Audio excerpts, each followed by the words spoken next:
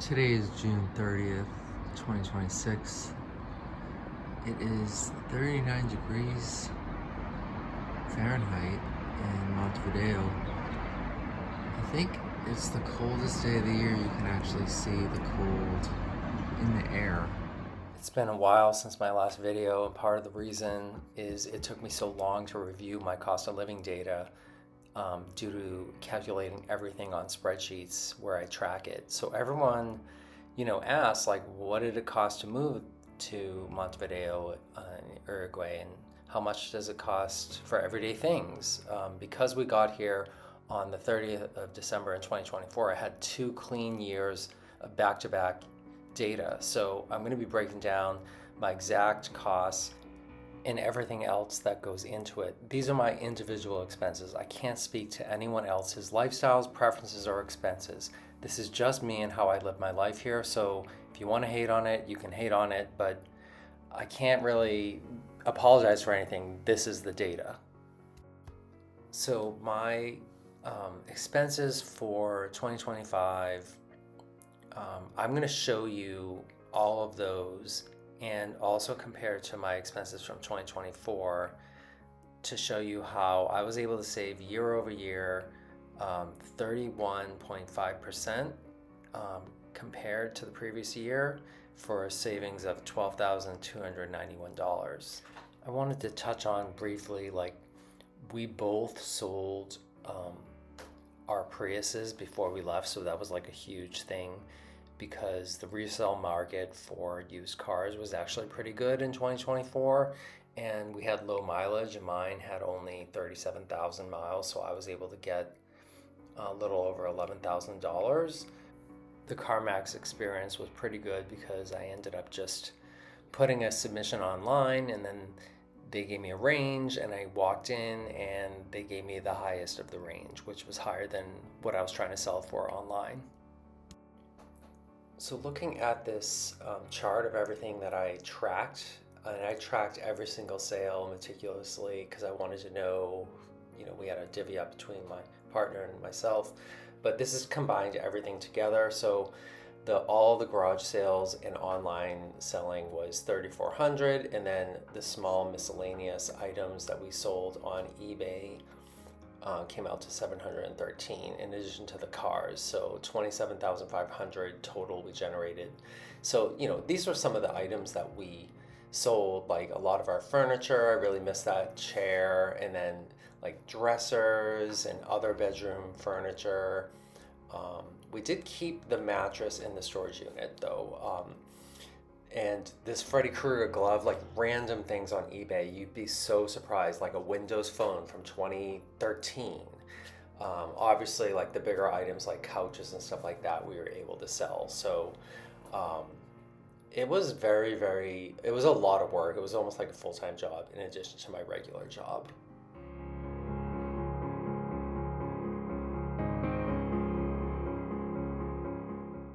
So before we could actually take that money and start building a life here, we actually had to handle the upfront costs of the legal residency, which we began paying in 2024, while still in the U.S.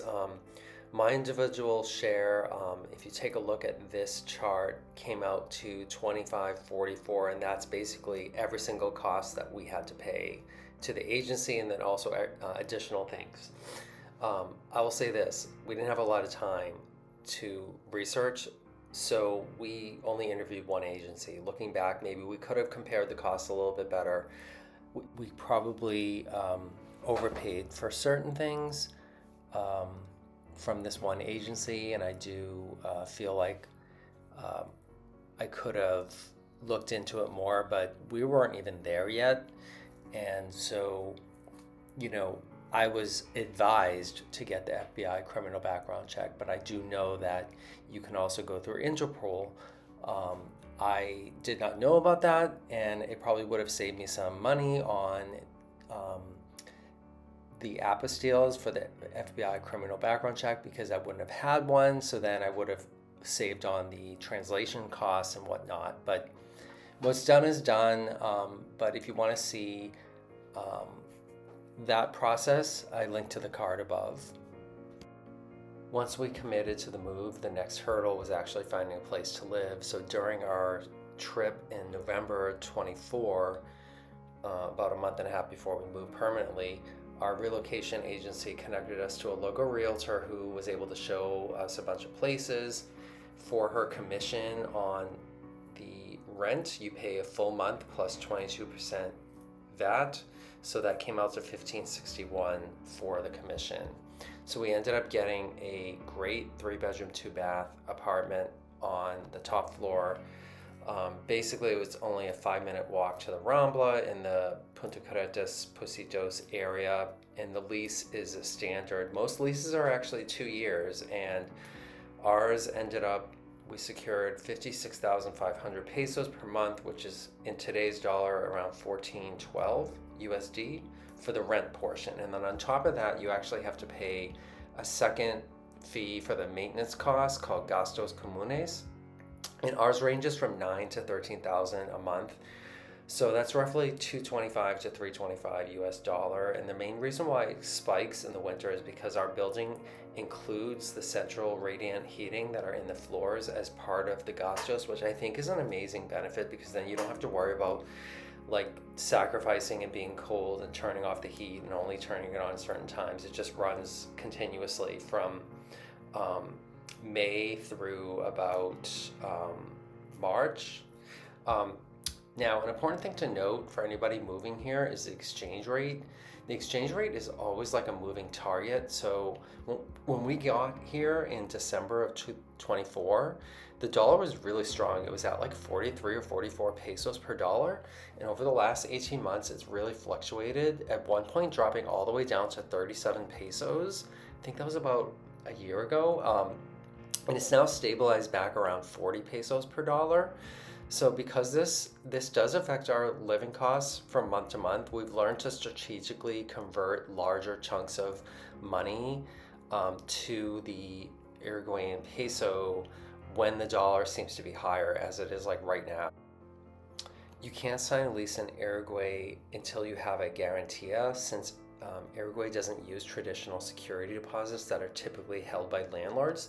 They rely on this guarantee policy, and it acts as an insurance policy that protects the landlord if the tenant defaults or skips town or whatever. So it primarily serves locals who have a steady Uruguayan salary to borrow against, but as immigrants with no local income history to prove, since all of our income is from the US, the process is significantly harder and more expensive. We actually paid our relocation agency that $190 fee, which I referred to earlier, to navigate the legwork of just setting up the policy with this company, Certa.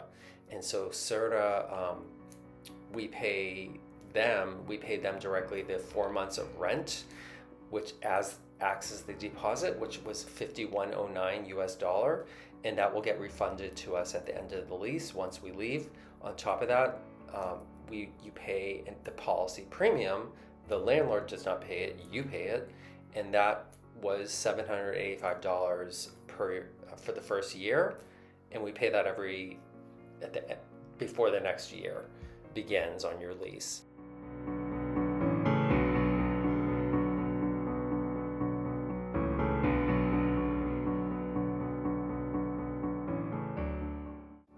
So once the keys were finally in our hands, we had to completely furnish the apartment ourselves, because most apartments in Montevideo generally come completely stripped and empty, including the appliances.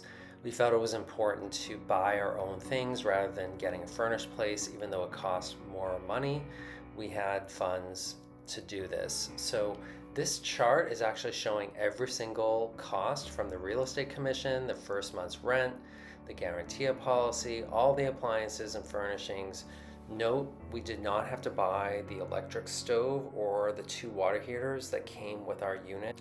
We bought our major appliances at Magic Center, and the refrigerator was $617 with delivery. The washer dryer combo, which is Lavasecarropa, that has a dryer and washer in one, and that was $749 with delivery. Also, we got a microwave from there as well, $105. And then finally some smaller like tabletop appliances, like the espresso machine was $146 on MercadoLibre, and the AirFryer was also $75 on MercadoLibre. So our bed was one of the first things that we got. We went to La Espumeria, which is across from the Punta Carretas mall, got a queen size bed for a total cost with delivery of $590. It ended up going in the elevator, and it fit because the bottom base is half and half. And then at Divino, we ended up getting a couch that was $250 off. So this couch was $749, and it was a great deal, and it's definitely the style that we wanted. And then in terms of the kitchen table, we waited a little bit to get this, but I found a deal on a post on Facebook in one of the groups, and we ended up spending $288 on the table. And then I needed to get my office set up, so I ended up buying a desk and chair. This is what it looked like in Divino. I probably overspent on the chair, to be honest. It was like something like $200 something. I don't know. We didn't even know about Sodimac at that point. So that's a store that we recently went to and they have a lot of good home goods. So looking at my totals, the individual upfront costs for my first share of the months of rent, the commission, the Garantía policy, the appliances, the furniture, miscellaneous housewares, which I didn't go over, but that was an additional amount of various things that we needed around the house, was $43.05 US dollar. That does not count the refundable security deposit, but if you want to see the total, then it was $68.60 per person. You can see the breakouts here exactly on this chart. And to remind you, we will get that security deposit back. It's a whole process. But basically, by choosing to sell everything that we owned in the US, instead of paying thousands of dollars to ship on a container across the ocean, we were able to walk into a pretty new, fully settled life with brand new items, and still having money left over from everything we sold in the States.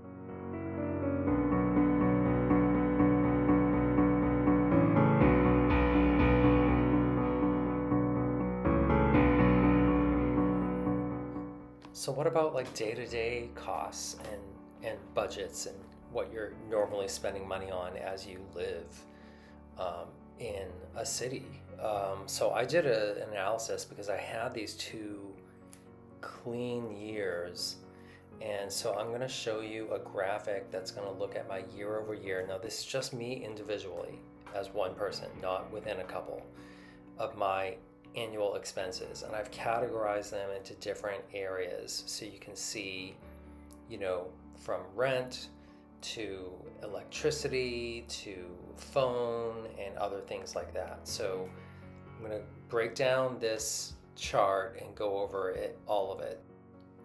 Looking at my base living expenses, half of my rent and gastos, my half, which is the building maintenance fees, like I mentioned earlier, was $99.48 for the year, which was very close to what my housing was back in the States. Now look at the healthcare row. That was the absolute jaw dropper for us. In the US, I was paying over $8,000 a year just for health insurance, plus another $941 in copays and prescriptions. I think my monthly was going to be $850 if I was still in the US right now, and I left when it was around $750. In here in Uruguay, the health insurance dropped to $1128 for the year, an 86% reduction. And then my out-of-pocket medical, copays, etc., prescriptions dropped 87% to just $120. You might notice a couple spots on the chart where costs went up. That's where it shows electricity was a 100% increase. We had solar, so we never had an electric bill in the States, but it's still very reasonable, $25 to $30 a person each month. It's been pretty much 2,100 to 2,300 pesos per month. And Another cost that's new is the local bank fees. Those are $20 a month for what I have, an account that has a debit card that has my name on it. I heard you can get a cheaper one if the debit card doesn't have your name on it, and if you don't get the special discounts or benefits at some of the places locally, you can get like 15% off for buying a coffee at a certain place or going to a certain restaurant. It's just a fact of life here, so it's not that bad to pay it. I wish I didn't, but. And then groceries dropped 2.6% to $18.82 for the year. So, and I did a whole video about groceries. I can link to that. Transportation dropped 56%. In the US, I had a Prius C and my gas and maintenance were already low. So that price was $396 for the year in 2024. So we don't have the car here, and our total is $171. And that's mostly the local bus, Ubers, on occasion, chartered bus trips that we've taken to Punta de Este and La Paloma. As for discretionary spending, my lifestyle habits did shift slightly here in Uruguay. A lot of my money used to go towards travel, more clothing and technology, gadgets, computers and stuff that I had to buy, but I didn't need them this year. So you can see like here, Spanish classes. I didn't have that expense before, but I started those with a tutor weekly. And then if you look at, obviously I already went over this, but I didn't have to build a household with appliances and furniture and houseware. So of course those expenses all went up drastically. So I will touch on this. We didn't go out to eat that much this year. Last year we went out to eat more, we went on more vacations, but even still, this probably is so low compared to like most people, but I've always just been like a once a week go out to eat type person, and I'd rather save my money and cook food at home, and that's just the way I am. It's not to say that I don't enjoy life, it's just I want to try to eat healthier, and I want to have control over like what the food is made at, what goes into the food, and I will eat out probably more in 2026. Definitely. I bet you my budget will be higher. We're taking more trips, so it's an inevitability from that. So this next category for clothing, shoes, tennis, and cycling, I have an elliptical bike, which is a specialty bike, and I have two of them. One of them I had to ship to Cape Cod, so that's what it looks like. That's what it got there in. I had to spend money on the packaging and the tuning up of that bike. And so then finally those costs went into that category. And then taking it to the airport though, this cost me $265 as a oversized checked item. So that actually went into the travel budget. And so mostly it's tennis shoes, running shoes, tennis strings, tennis balls, those types of things, athletic gear that I would buy in that clothing category.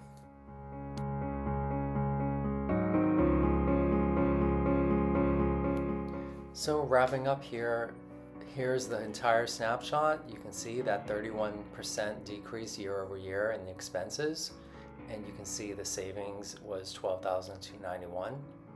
So I hope that I gave a pretty good overview of what it truly is like to leave your country and start fresh somewhere else, and everything that has to go into it. This is specific to Uruguay, so it's going to be different if you go to Europe or anything like that, but I wanted to provide the information because I think it's helpful for everybody that is considering doing this, and also for people that are here to like compare, well, how did I compare, am I spending too much, am I spending not as much? So I will try to provide more videos like this. They do take a long time, so don't expect one every single month, but I'm going to try my best. Thank you.